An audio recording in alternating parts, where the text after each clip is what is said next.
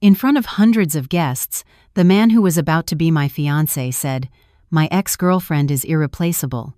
If you don't like it, we'll call off this wedding."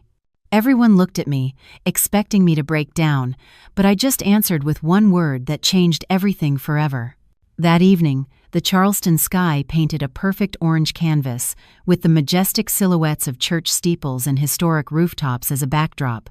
The celebration was held at a luxurious estate on the outskirts of the city, a place whose architecture blended modern grandeur with classic Southern charm. Soft melodies from a string quartet floated in the air, mingling with the delicate scent of jasmine that adorned every corner. This was the engagement party of Amelia Hayes and Jackson Pierce, a celebration designed to be the epitome of the perfect couple. Amelia, dressed in a chic, lavender-colored dress from a modern American designer that she had sketched herself, moved among the guests with grace and poise. Her smile was genuine, and her intelligent eyes radiated warmth as she greeted family and friends who had flown in from various cities. As an architect, Amelia was a reflection of her own work, structured, thoughtful, and possessing an understated beauty. Behind her calm demeanor was a sharp mind and principles that did not bend easily. At her side, Jackson Pierce was the center of attention. Dressed in a bespoke, high-fashion suit that fit his athletic build perfectly, he exuded a natural charm. His hearty laugh, the way he embraced old friends, and the confident gaze he cast around the room, everything about him screamed success. He was a promising young entrepreneur from New York, heir to the respected Pierce Group. To the world, they were the dream couple, the brilliant architect and the prince of business. "Amelia, honey, congratulations," said Amelia's mother, her eyes filled with emotional tears. "I've never seen you so happy." "Thanks, Mom," Amelia replied, hugging her.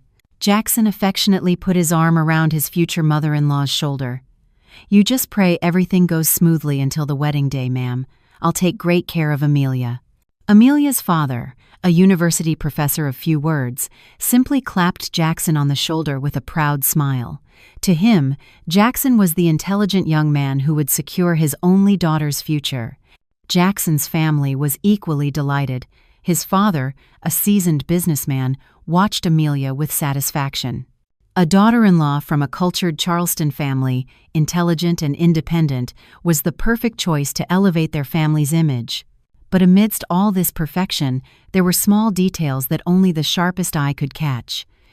When an old friend of Jackson's slapped him on the back and said, "Finally, someone to tame this wild lion," Jackson's laugh sounded a bit hollow, and his eyes darted away for a moment, as if searching for something that wasn't there. Amelia had noticed. She often felt these strange undercurrents. Sometimes, in the middle of a conversation, Jackson would fall silent for a moment. His smile would fade slightly as he unconsciously typed on his phone screen, though he would quickly recover his usual cheerfulness. If Amelia asked, the answer was always the same. "It's nothing, honey, just stress from work." Amelia chose to believe him. For her, love was built on trust. She believed the foundation they had built over the last year was solid enough to support a home. That night, they were celebrating the laying of that foundation's first stone. She didn't know that shortly after, Jackson himself would take a giant sledgehammer to shatter it. The event reached its peak. After dinner, accompanied by a smooth jazz trio, the master of ceremonies cheerfully announced the family speeches. Amelia's father gave a brief speech filled with wise advice and good wishes. Jackson's father followed with a more effusive speech, brimming with pride for his son and a warm welcome for his new daughter-in-law. And then it was the happy couple's turn. "Let's give a big round of applause for Jackson Pierce and Amelia Hayes, who will share a few words of happiness and hope with us," the MC said. Jackson took the microphone first, smiling broadly as he scanned the enthusiastically applauding guests. "Good evening, dear parents, family, and friends. Thank you for joining us on our happy day." His voice was deep and confident. "Being here next to Amelia is a dream come true. She is an extraordinary woman, intelligent and incredibly talented. And most importantly, she understands me." The guests smiled. A few aunts seemed to be dabbing at a tear. Amelia looked at Jackson with eyes full of love. This man was going to be her husband. Jackson paused. The smile on his face morphed into a more serious expression. The festive atmosphere began to subtly shift. In building a relationship, I believe in one thing: absolute honesty, he continued. Now his eyes were fixed on Amelia, as if they were the only two people in the room. Honesty from the very beginning is the most important pillar. That's why tonight, in front of all of you whom we respect, I want to make one thing clear. A silence began to creep in. Even the melody of the jazz trio in the background seemed to soften. The guests leaned forward, curious. Jackson took a deep breath, and then, in a clear, firm voice, he uttered the sentences that would freeze time. Clara Reed, my ex-girlfriend, will always be a part of my life. A murmur rippled through the guests. The name Clara Reed was well known among Jackson's close friends. They had been in a very long relationship and had broken up just before Jackson met Amelia. Jackson raised a hand for silence. I will never abandon her, whether as a friend or a business partner. Our relationship has changed, but our bond will exist forever. This is a part of me, a part of my past, and my present. Then he turned his gaze completely to Amelia. His face looked defiant, as if he were putting his future wife on trial before a public court. Amelia, if you don't like it, he said, his voice booming through the speakers, stabbing the heart of everyone listening. If you can't accept that, then we'll call off this wedding. The world seemed to stop. The music ceased completely. The sound of a spoon dropping on a distant table sounded like a cannon shot. Hundreds of pairs of eyes that were once filled with admiration turned in unison toward Amelia. In their gazes was a mixture of shock, pity, confusion, and a touch of cruel curiosity. Amelia's parents' faces turned pale. Her father clenched his fists under the table. Her mother stared at her with her mouth agape, horrified. Everyone watched her, waiting for her reaction, the tears, the drama, the response to the cruelest and most inappropriate ultimatum. For Amelia, that moment was like being inside a soundproof bubble. A ringing in her ears drowned out all the whispers and held breaths around her. She didn't see the hundreds of judging eyes. She only saw the man standing beside her, Jackson, who had just emotionally stripped her bare in front of all their loved ones. But what she felt was not a wave of heat from shame or the sharp pang of betrayal. Strangely, what came was a cold surge of astonishing clarity. In a matter of seconds, all the puzzle pieces about Jackson clicked into place in her mind. His sometimes distant attitude, his always secretive phone, the late-night business calls with an unnamed colleague, it all pointed to one name now: Clara Reed. Jackson wasn't being honest, he was declaring his power. He wasn't asking for understanding, he was issuing an ultimatum. This wasn't a relationship built on the pillar of honesty, but on terms and conditions he had just read aloud. And Amelia had just realized she was unwilling to sign that contract. She felt her hands tremble, not from fear, but from a strengthening adrenaline. She looked into Jackson's eyes, which were still watching her defiantly. She saw arrogance in them, the absolute certainty that Amelia would bow her head, perhaps cry, and reluctantly nod to save face in the marriage. Jackson didn't know her at all. An almost imperceptible smile formed on Amelia's lips. Without breaking eye contact with Jackson, she reached out to the paralyzed master of ceremonies and asked for the second microphone. The MC, a seasoned professional, was so stunned that he handed it to her on pure instinct. Amelia brought the microphone to her lips.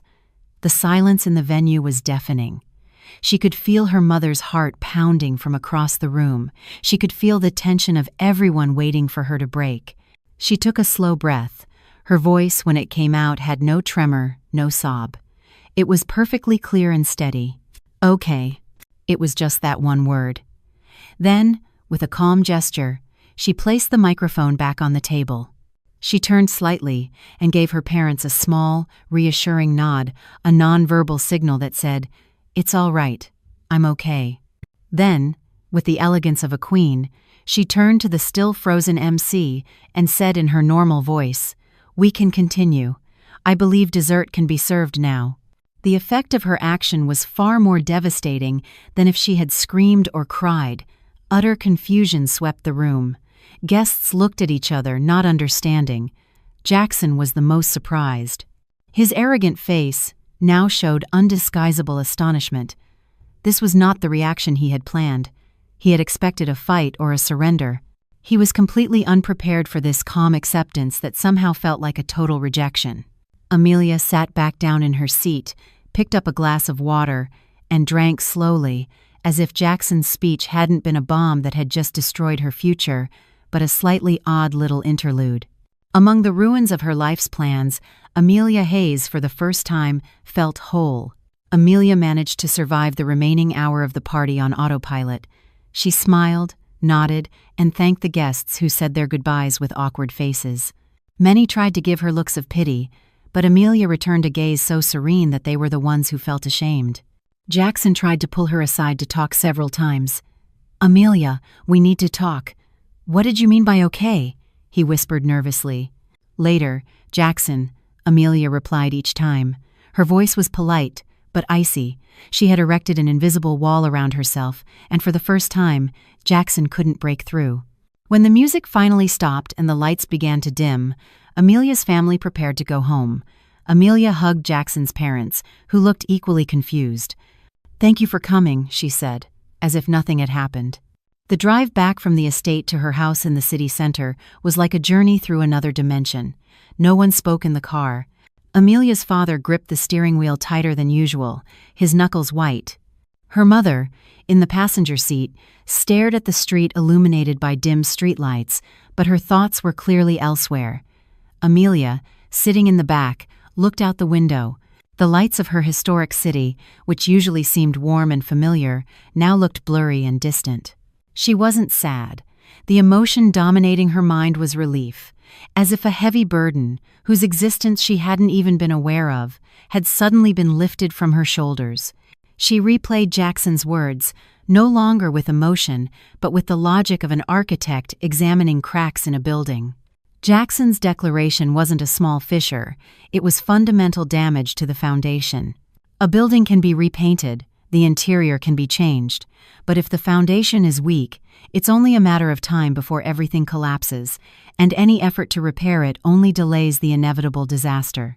It's better to demolish it now and build something new from scratch, on solid ground.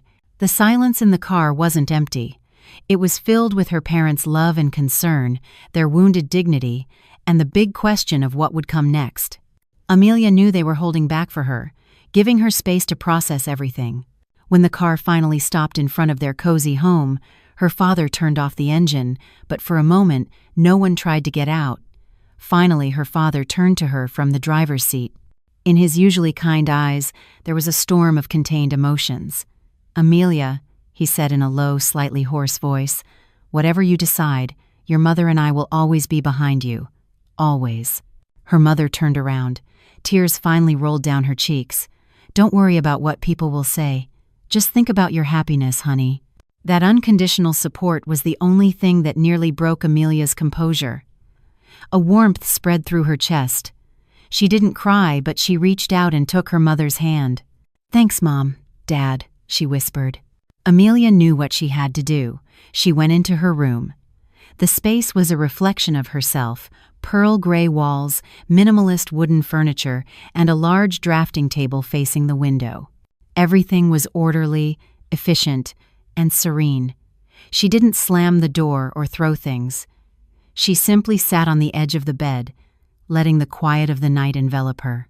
Her phone on the nightstand vibrated incessantly. Notifications of messages and calls alternated. She glanced at the screen. Dozens of messages from worried friends. Dozens of missed calls from Jackson. She opened his messages. "Amelia, pick up the phone. We need to talk." "Amelia, did you do that on purpose to humiliate me with that ridiculous answer?" "Amelia, I was just trying to be honest. Why are you acting so childish?" "Amelia, answer me." Amelia read the messages without emotion. Jackson's words were just the final confirmation she needed. In the midst of this crisis, what concerned Jackson was not Amelia's hurt feelings or their relationship on the brink of collapse. What mattered to him was his own bruised ego and damaged image. He was twisting the facts, making himself the victim of honesty, and labeling Amelia's reaction as immature behavior. Amelia put her phone back on silent. There was nothing more to talk about. Everything had already been said very clearly, in front of hundreds of people. She went to her drafting table and turned on the lamp. On the wall were some sketches of a wedding dress, a draft of the blueprints for their future house, and a color palette for the wedding decor. For months, they had been a source of joy. Tonight, they looked like relics from someone else's life. With a decisive movement, she took down the papers one by one. She didn't rip them, she just stacked them neatly and put them in the bottom drawer. Out of sight, out of mind. Then she sat in front of her laptop and opened it. The screen's light illuminated her calm, resolute face. She opened a folder named Wedding Prep, AJP. Inside were dozens of subfolders: catering, venue, invitations, decor, photographer. She created a new document.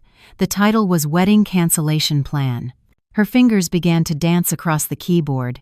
She drafted emails for each vendor. The sentences were polite, professional, and left no room for negotiation. She explained that the wedding to Jackson Pierce was canceled for personal reasons. She was prepared to cover all cancellation penalties stipulated in the contracts. As the sounds of the first church bells calling for dawn prayers were heard in the distance, Amelia had just finished organizing everything. She stretched and went to the window. The eastern sky was beginning to blush with red. A new dawn was about to break. Amelia was at peace. There was no regret, only certainty. She knew the road ahead wouldn't be easy. There would be a storm of gossip, family drama, and a heart to heal. But for the first time in a long time, she felt she was in complete control of her life. She picked up her phone and opened the contact for the invitation printer she had prepared. Before hitting send on the first email draft, she paused. She smiled faintly. Her engagement night had ended with an explosion, but from the ashes, Amelia Hayes was ready to rebuild her world on her own terms. The next morning, while much of Charleston was still waking up, Amelia Hayes was already in work mode. She hadn't dwelled on the previous night. Instead, she had channeled her residual emotions into energy for action. With a hot cup of tea beside her, she sat at her laptop and opened the wedding cancellation plan document she had prepared overnight. The first action was the hardest: contacting the wedding planner, Mrs. Davis, a highly competent middle-aged woman who had become a friend to Amelia during the preparations. Amelia took a deep breath and hit the call button. "Hi, Amelia. To what do I owe this call so early? Last night's party was wonderful. All the guests were praising the concept. So excited for the final meeting at the estate next week, Mrs. Davis greeted cheerfully. Amelia's heart beat a little faster, not from doubt, but because she knew the shockwave her words were about to cause. "Hello, Mrs. Davis. Thank you so much for all your hard work, but I'm calling to cancel everything." There was a moment of silence on the other end of the line. "Amelia, sorry, I think the connection isn't great. Did you say cancel?" "Cancel the wedding, Mrs. Davis," Amelia said, her voice still calm and clear. "My wedding to Jackson is not going to happen. I need you to stop all proceedings and contact all the vendors we have contracts with. I will cover all the cancellation fees. Please send me a breakdown to my email." This silence was longer. Amelia could hear a sharp intake of breath. "Amelia, this isn't a joke, is it? Was there a problem? Maybe you can talk it over and—" "My decision is final, Mrs. Davis." "I appreciate all your help," Amelia interrupted softly but firmly. After that call, Amelia felt the first weight lift. She started sending the emails she had prepared overnight, one by one, to the printer, the dress designer, the caterer, the estate manager. Each click of the send button felt like a step away from the ruins of a failed future. As she was composing the email to the decor company, her parents came into her room. Their faces looked tired. It was clear they hadn't slept well either. "Amelia," her mother began softly. Amelia swiveled in her chair. "Hi, Mom, Dad. I'm just handling the cancellations," she said, gesturing to her laptop screen, showing them she was already in action before they could hesitate or question. Her father came closer. Seeing the list of vendors on the screen, he let out a long sigh. But a flicker of relief shone in his eyes as he saw his daughter so strong. "Let me handle the financial matters and the penalties. You just focus on yourself." "No, Dad. This is my responsibility. I started this, and I need to finish it. I just need your support." That support came in the form of a bowl of hot soup from her mother and a light pat on the shoulder from her father. They didn't bombard her with questions, they trusted their daughter. Of course, the shockwave didn't stop there. Calls from relatives began to pour in, each one's voice laced with surprise and disbelief. Amelia responded to each with the same calm phrases and tone, leaving the callers speechless. Around noon, the real storm arrived. Her phone rang with the name Jackson Pierce. Amelia declined it. Seconds later, an email notification arrived from the estate manager, also CC'd to Jackson. The subject line was, "Confirmation, cancellation of wedding event, Jackson Pierce and Amelia Hayes." A text from Jackson came immediately after, all in caps. "Are you crazy? You actually did this without even talking to me?" Amelia read the message and put her phone down. She knew Jackson would come, and she was prepared. Sure enough, that afternoon, a black sports car screeched to a halt in front of Amelia's house. Jackson got out. His face was red with anger. He hadn't even bothered to park properly. Leaving the car at a diagonal in the street, he banged on the door. Amelia's father opened it. "Mr. Hayes, I need to talk to Amelia," Jackson said, skipping the pleasantries. His tone was demanding. "Come inside first, Jackson. Let's talk calmly." Her father tried to pacify him. "There's nothing to talk about calmly. I need to speak with her now." Amelia appeared from inside. "I'll handle this, Dad," she said serenely. She walked to the entryway and looked at Jackson with a blank expression. "What is it, Jackson?" Jackson's anger erupted. "What is it? You canceled our wedding over email? You humiliate me in front of hundreds of people and now you act like nothing happened? Where is your head, Amelia Hayes?" "My head is exactly where it should be, Jackson. In a place where I can think clearly," Amelia retorted coolly. "You were the one who humiliated both of us with that ridiculous ultimatum at our engagement party." "It wasn't an ultimatum, it was honesty," Jackson shouted, his voice attracting the attention of some passing neighbors. "I just wanted you to understand my position. I was asking for understanding, and you repay me with this humiliation." "Understanding is a two-way street, Jackson. It's discussed in private, not declared unilaterally in public to test your partner. That's not honesty, it's arrogance." Amelia crossed her arms. Each of her sentences was delivered with a sharp, logical emphasis that disarmed Jackson's every argument. Jackson looked frustrated. He ran his hands through his hair. Fine, I was wrong. I chose the wrong time and place. But was this reaction necessary? Canceling everything? Do you know what this means for our families? For the Pierce Group's reputation?" And there it was. Again, his concern wasn't for Amelia's broken heart, but for his family's reputation. "This wedding isn't about your family's reputation, Jackson. It's about my life, and I am not willing to spend the rest of my life with a man whose heart is still divided. I don't want to be a woman who always has to compete with the shadow of her husband's past. I never asked you to compete. My relationship with Clara is over." "Really? Then why did you feel the need to proclaim it as if it were a primary condition of our marriage? Why can't you let her go?" Jackson fell silent. He had no answer. Seeing him speechless, Amelia knew this was the end. "There's nothing more to say. You should go, Jackson. Don't make a scene here." Jackson looked at her with a mix of anger and hurt. "So that's it? After everything we've shared?" "We haven't shared anything yet, Jackson. And I'm grateful we're stopping now before it's too late." Amelia turned around. "Goodbye, Jackson Pierce." She walked into the house and closed the door, leaving Jackson standing frozen on the porch. Amelia didn't look back. She leaned against the door for a moment, taking a deep breath. There were no tears, only immense relief. The final battle was over, and she had won it for herself. Weeks passed, and the dust from the failed engagement began to settle. Amelia deliberately limited her social interactions, communicating only with her family and closest friends. She needed space to breathe and time to redraw the blueprints of her life, which had suddenly been wiped clean. To fill that void, she threw herself into what she did best: work. She contacted a senior architect she knew and let him know she was looking for a new, challenging project, something that could absorb all her attention. The opportunity came sooner than expected. a proposal to restore and convert a historic building, an old townhouse in the heart of Charleston's historic French Quarter. The building, a long vacant antebellum-style home, had been acquired by an art collector who wanted to transform it into a modern art gallery. For Amelia, this project was more than just a job, it was the perfect escape. The French Quarter, with its narrow cobblestone streets and echoes of history in every wall, was the ideal place to heal.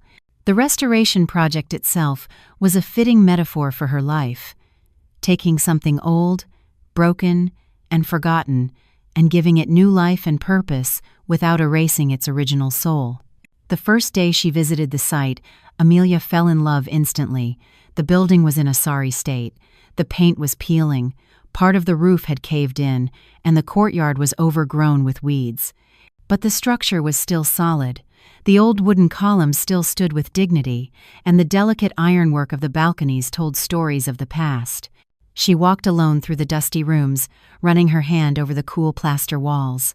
She could envision how the light would stream through the large windows once cleaned, how the old heart pine floors would gleam again after being polished, and how modern art would create a beautiful contrast with the classic architecture surrounding it. The project was complex and demanded a high level of precision.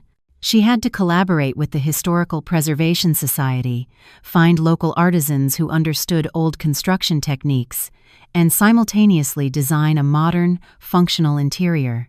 It was exactly what she needed: a complex problem to solve, a beauty to create. Amidst the debris of the old building, Amelia began to rebuild her own foundation, brick by brick. The building's owner was a man named Ethan Cole. Amelia had only communicated with him via email and phone. Through their conversations, Amelia had formed the impression that he was a very meticulous person with a strong vision and a deep respect for his property's historical value. That day, they were to meet in person at the project site for the first time. Amelia had arrived early, busy walking through every corner of the building, making quick sketches in her notebook. "Every time I come here, I discover a new detail I missed before," a calm voice suddenly said from behind her. Amelia turned. A man was standing in the doorway. The afternoon light streaming in from outside created a silhouette around him. He wasn't flashy like Jackson. His attire was simple, a linen shirt and cotton pants. His face wasn't conventionally handsome, but it radiated a calm, and his gaze was sharp and observant, like an artist's. Like his name, Cole, he brought a serene atmosphere. "Mr. Ethan Cole?" Amelia asked, extending her hand. The man smiled and shook her hand. His grip was firm. "Please, call me Ethan, and you must be Amelia Hayes, the architect. The sketches you sent me were more impressive than any resume." Amelia was a little surprised by the unexpected compliment. "Thank you. I was also impressed by your vision for this place." They spent the next 2 hours walking through the building together. Their conversation flowed naturally. It wasn't a conversation between a client and an architect, but between two people who shared the same passion for art and beauty. They even had a small debate. Ethan wanted to preserve a carved wooden mantelpiece that was somewhat deteriorated due to its sentimental value. Amelia, from her architectural perspective, argued that the wood was weakened and would pose a structural risk. "I understand the historical value," Amelia said, gently tapping the wood. "But termites have eaten through its core. If we force it to stay, it will fail. How about we create a replica with the same details using reclaimed wood, and frame the original salvageable pieces as a work of art on the wall?" Ethan was silent for a moment, looking at the mantelpiece and then at Amelia. A glint of admiration appeared in his eyes. "That's a brilliant solution. You don't just think about function, you respect the soul. I like the way you work." As the sun fully set, leaving a purple glow in the Charleston sky, they sat on the dusty steps of the courtyard. Ethan could sense a layer of vulnerability hidden behind Amelia's professionalism. He didn't know the whole story, but he saw it in the way Amelia kept herself busy, as if work were the only life raft keeping her afloat. He didn't ask, didn't pry into her personal life. He simply said, "I'm glad this place is in the right hands. I have a good feeling about this. It's going to be a masterpiece." Those words, purely about her work and her skill, felt like a comforting balm to Amelia's still weary soul. That meeting gave her a glimmer of hope. This wasn't just a project, it was a collaboration, and for the first time in weeks, she felt she wasn't alone. Though Amelia tried to bury herself in work, the outside world didn't forget her so easily. The echoes of the failed engagement still surfaced from time to time. One day, while buying coffee, she ran into a distant acquaintance of Jackson's. "Amelia, how are you?" the woman greeted with an overly enthusiastic tone. "Honey, I heard about you two. Such a shame, really. You seem so perfect together." Jackson seems to be under a tremendous amount of stress lately. Amelia just managed a slight smile. "I guess everyone has their own path. If you'll excuse me." She left quickly before the woman could ask more awkward questions. On social media, she saw photos of mutual friends with Jackson, laughing at events she was supposed to have attended with him. She felt a small pang of exclusion, a reminder that breaking up with Jackson also meant breaking up with a part of her world. But amidst the unpleasant echoes of gossip, the real support felt even stronger. Her closest friends never wavered. They didn't pester her with questions but brought her food, watched movies with her at home, or just sat beside her in silence when she was exhausted. If you want to be angry, scream. If you want to cry, cry. "We're here," one of her friends told her one night as they gathered in her room. Her family was her most powerful fortress. Her father would often stop by the project site, bringing her lunch with the excuse of wanting to see the building's progress. Her mother, quietly, made sure her room was always tidy and her needs were met, creating a space where she could focus without worrying about the little things. These genuine, selfless supports became Amelia's new foundation. She realized she had been so focused on building a future with one person that she had almost forgotten she already possessed a solid structure full of people who loved her unconditionally. That afternoon, Amelia stood alone on the second floor of the gallery project, watching the sunset paint the Charleston sky. A month had passed since the night that changed her life. The road ahead was still long and uncertain, but for the first time, she wasn't afraid. The rubble around her no longer seemed like the end of everything. Rather, it seemed like the beginning of something much more honest and strong, something built with her own two hands. The restoration project in the French Quarter was progressing faster than expected. Under Amelia's meticulous supervision, the old townhouse was slowly beginning to regain its charm. The team of local artisans worked with enthusiasm, and noticeable progress was made every day. The site became Amelia's haven, a world where she had complete control and where logic and creativity merged in harmony. But one hot afternoon, that harmony was broken. A familiar black sports car pulled up in front of the project site, kicking up dust from the road. Jackson Pierce got out of the car. He looked very different from the arrogant man Amelia had last seen. His hair was slightly disheveled, his face was gaunt, and his expensive suit seemed wrinkled. He was carrying a large bouquet of white lilies, Amelia's favorite flower. Amelia, who was discussing something with the foreman, instantly felt a knot in her stomach. She signaled for the workers to continue and walked toward Jackson with a determined stride. "Jackson, what are you doing here? This is my workplace," Amelia said, her voice low and sharp. "I know. I just wanted to talk," Jackson replied, offering her the flowers. "They're for you." Amelia didn't accept them. She just looked at Jackson, waiting. "Amelia, I'm a wreck without you," Jackson continued, his tone no longer angry, but almost desperate. "Everything is a mess. My work, my life. I can't focus. I was wrong. I know I was wrong.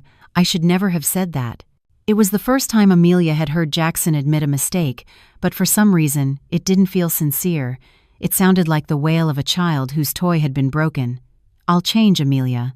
I promise. I'll fix it with Clara. I'll draw a clear line.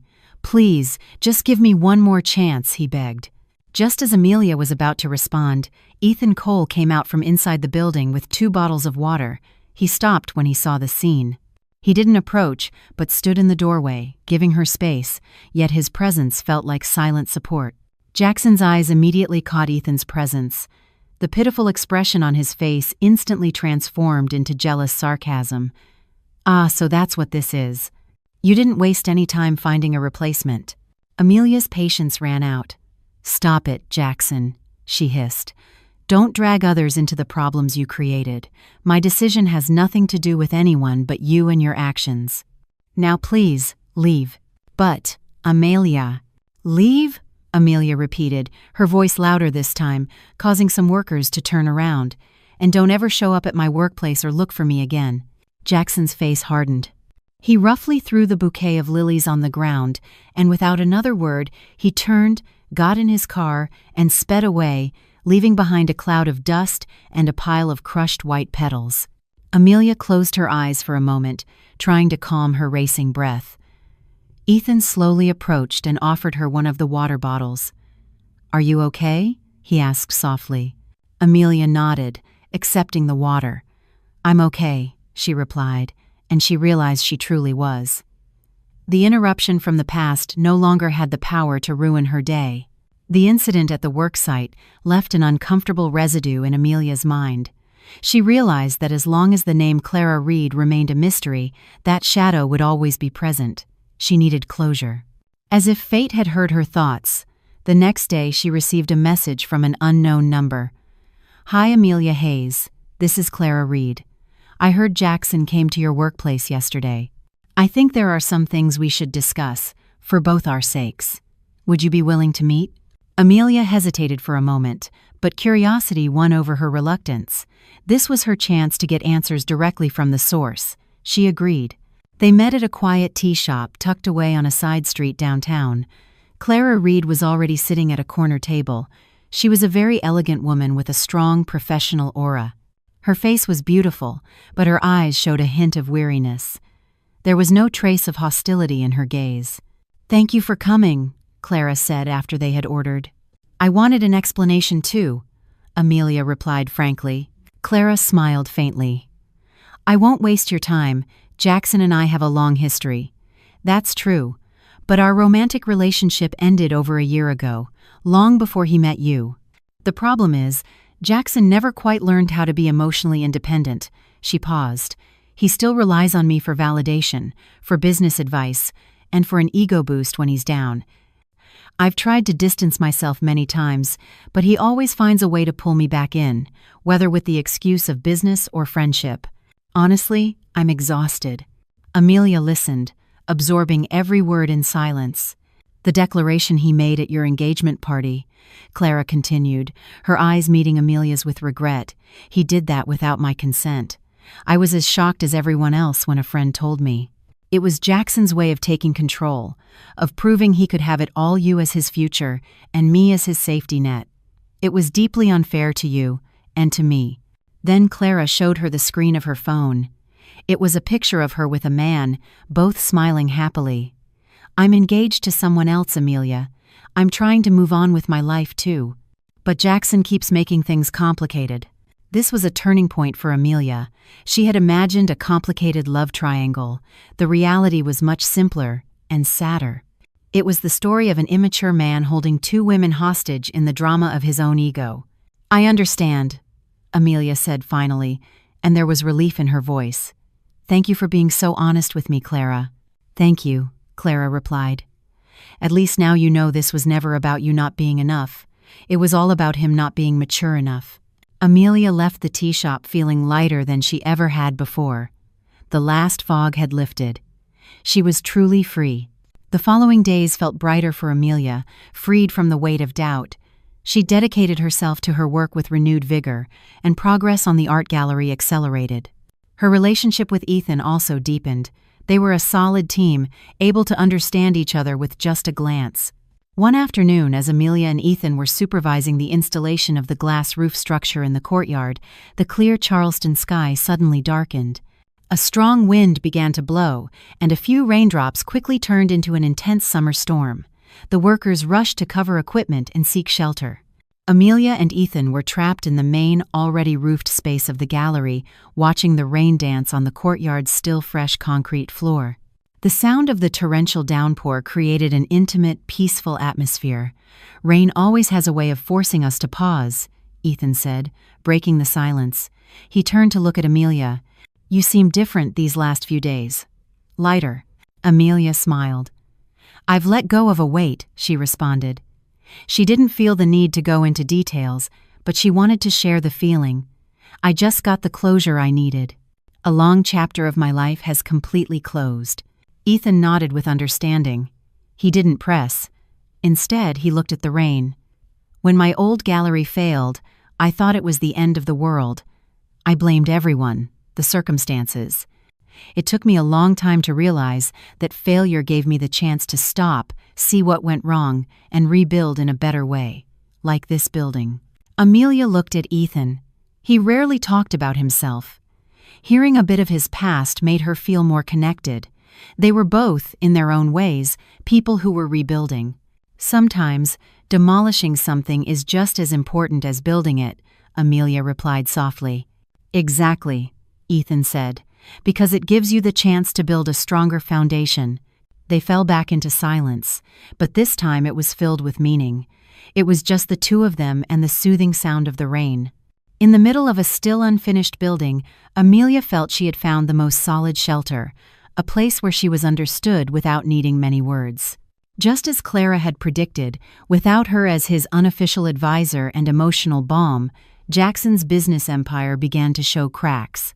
Ruled by emotion and a bruised ego, Jackson made a series of poor business decisions. He became aggressive in negotiations, offended longtime clients, and ignored the advice of his own team.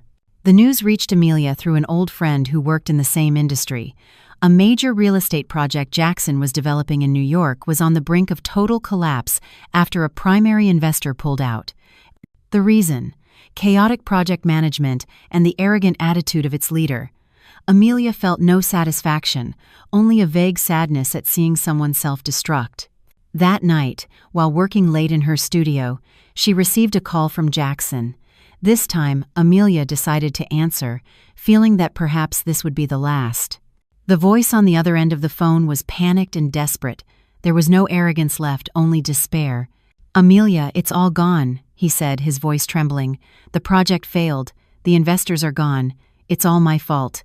There was a pause. Amelia waited. "It's Clara's fault too," Jackson continued, his tone shifting toward accusation. "She wouldn't help me at all. She left me alone."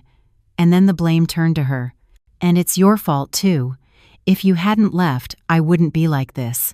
I need you, Amelia. Why did you leave me when I needed you most?" Amelia listened calmly to the entire chain of accusations. Before, those words would have hurt her, but now she heard them as the voice of a stranger drowning in his own problems. "Jackson," she said, her voice gentle but firm, "blaming everyone else isn't going to solve your problems. You made your own decisions, in business and in our relationship. But I hope you find a way to fix everything." She interrupted him. "But that's not my job anymore. I have my own life now. Goodbye." She hung up before Jackson could reply. This time, she had truly, completely severed the last tie. She no longer felt anger or pity or even cared, she just felt neutrality. And neutrality was the most absolute form of freedom. 2 months after her last conversation with Jackson, the art gallery project reached its first major milestone. The entire main structural restoration was complete. The new roof was installed, the old walls had been reinforced and repainted in their original colors, and the old heart pine floors had been polished to a shine. To celebrate, Ethan suggested a small toast just for the core team and the artisans who had worked so hard. That afternoon, in the still empty central hall of the gallery, they gathered to give thanks and share some food together. The atmosphere was warm and filled with gratitude. For Amelia, the moment felt very emotional. She looked around at the high ceilings, the sturdy columns, and the golden sunlight streaming through the large windows. She had done it. She had transformed ruins into something beautiful and hopeful. It was a tangible testament to her ability and her perseverance.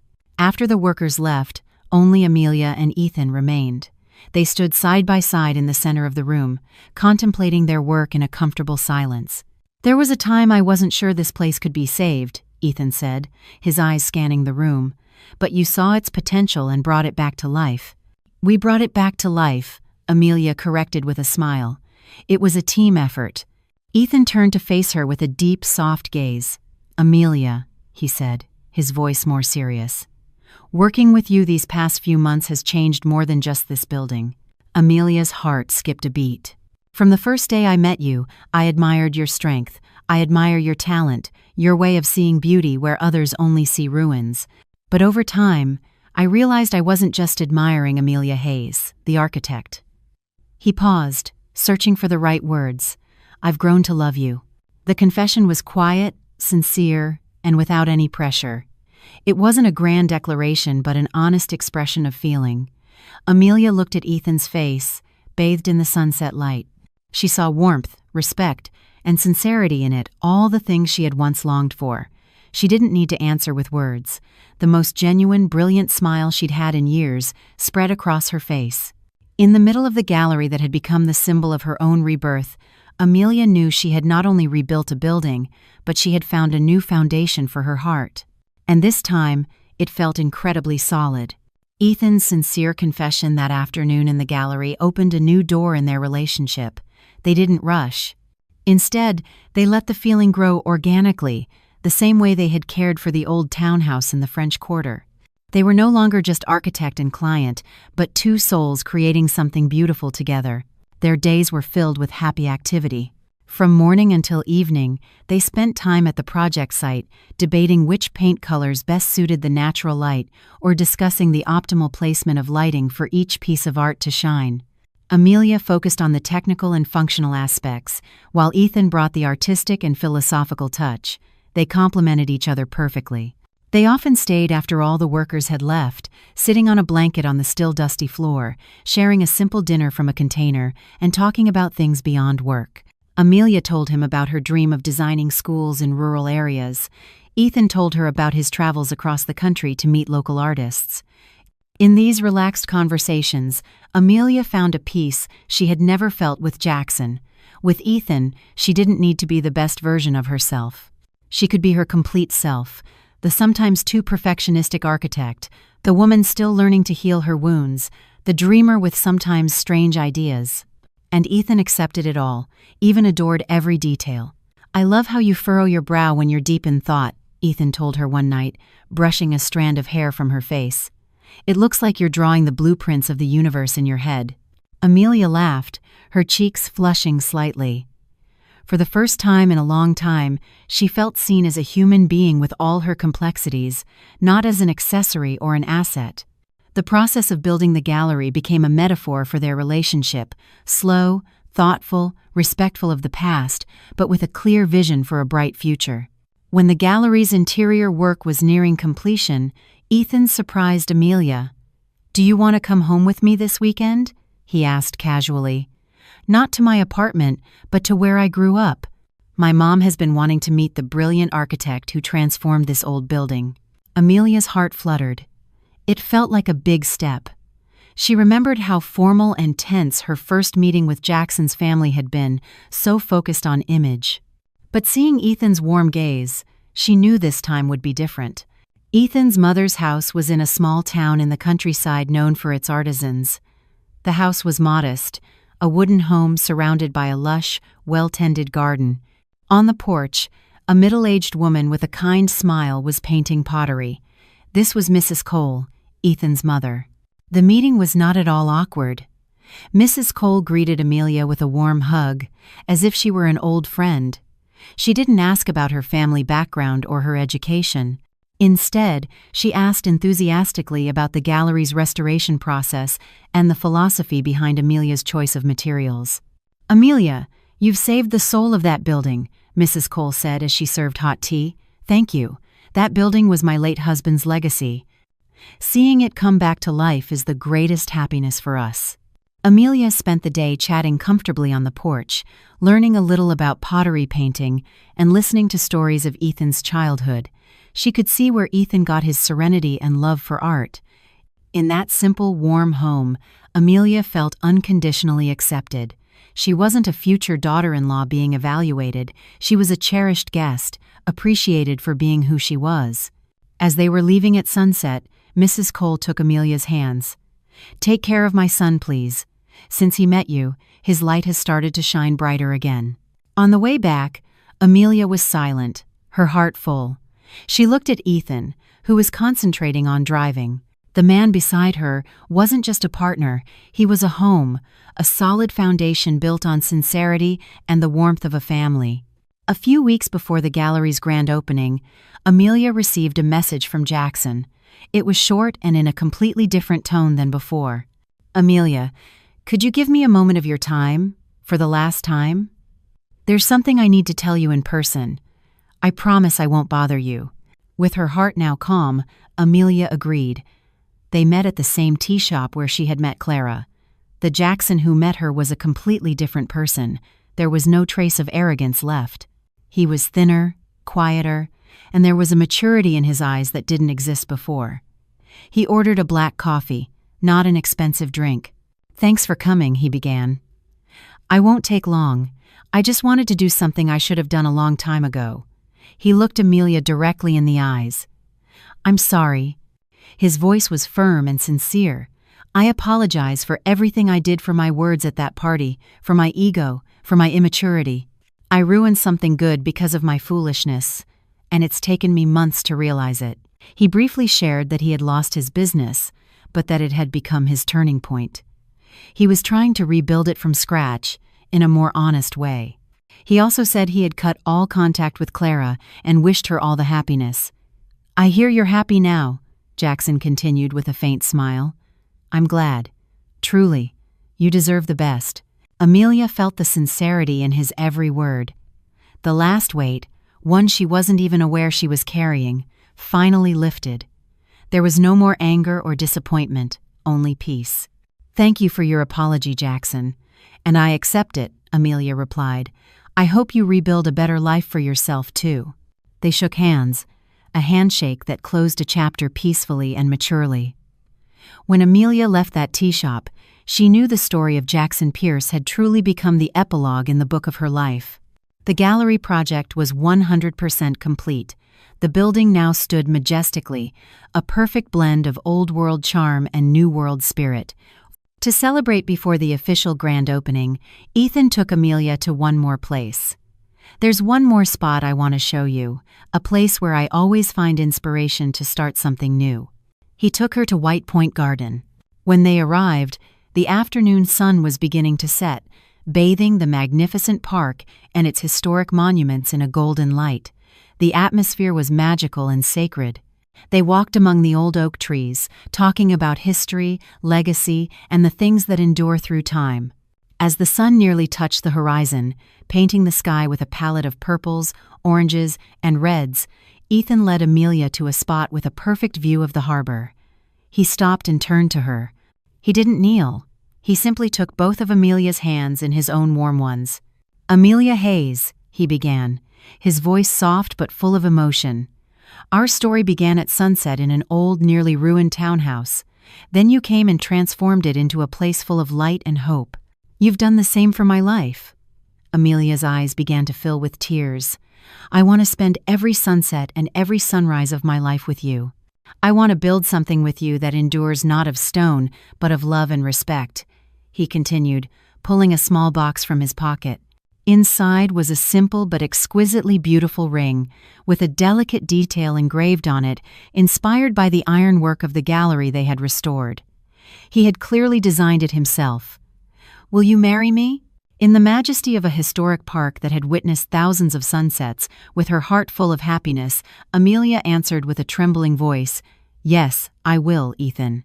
The night of the gallery's grand opening was a spectacular celebration, not of empty luxury, but of soul-deep richness. The space was filled with artists, collectors, friends, and family. Soft jazz music mixed with laughter and warm conversations.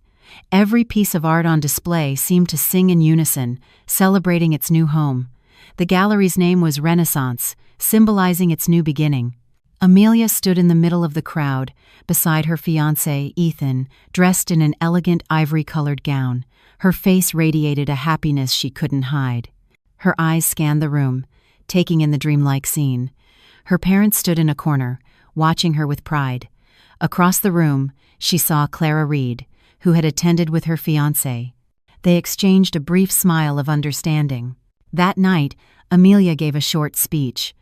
She spoke of the philosophy behind the restoration, of the importance of respecting the past to build a stronger future. When she thanked the team, her eyes met Ethan's.